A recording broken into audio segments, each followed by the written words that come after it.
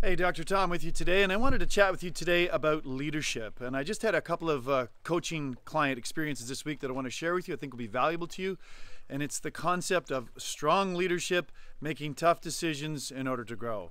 And this one client of ours literally had an office manager been with him for many years and was paying them a percentage of revenue, which was working out, pretty well for a while. But what happened is as the revenue grew, of course, the percentage didn't have to change in terms of percentage, but the dollar value was growing.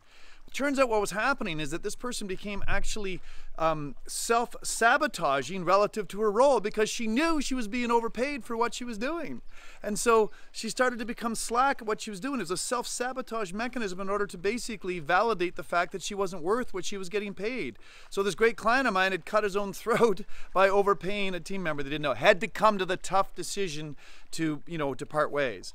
And there was some grinding of teeth and so on, but it was the right decision to make, tough decision to make.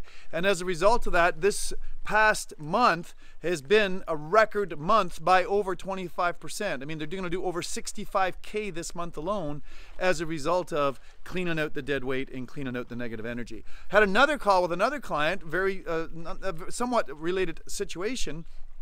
Team member, been with them for a long time, had basically cut down her hours of her own accord because of some other interests in her own work that she was doing, and was working about 11 hours a week. It was creating tension amongst the other team members. And client consults me to say, hey coach, what do I need to do? And of course the answer is make the tough decision, cut this person free, but do it according to her value systems. What I mean by that is this, okay?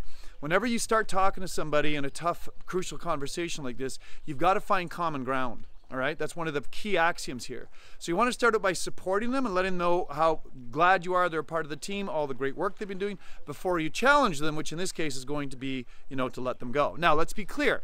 You need to do all your due diligence and make sure that all your ducks in a row from a legal standpoint. I mean, that's just a given, okay? But once you've got that clear, there's a big difference between a good leave and a bad leave. Because don't forget, the rest of the team's looking. They're wondering what's going on. They're wondering how you're going to handle this. So in this particular case, what I counseled them to do was to see what it was that was in her values that was still important to her. And to then consider doing a few things. Number one, even though it looks as though legally he doesn't have to pay her anything, I'm suggesting that he pays her a couple of months severance. Let's not call it severance, let's just call it thank you parting gifts.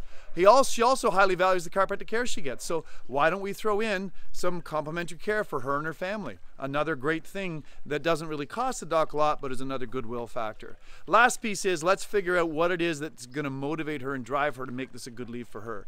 We think she's hanging on for the fact that either from a financial standpoint or the fact that she still wants to serve, which is great. But from a financial standpoint, pointing out to her that she's actually making 4 times more money per hour in her other career that she started, which is her own career, versus being there, doesn't make economic sense to hang on. And then from a service standpoint, you know what?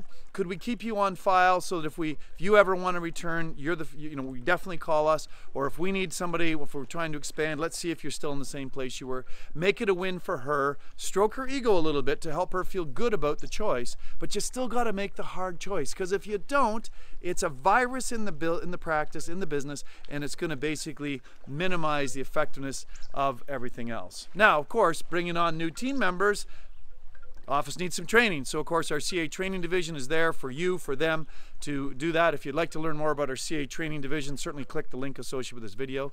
Again, this is Dr. Tom asking you to be more so you can do more and therefore have more. Make the tough leadership decisions. It's going to pay off every time.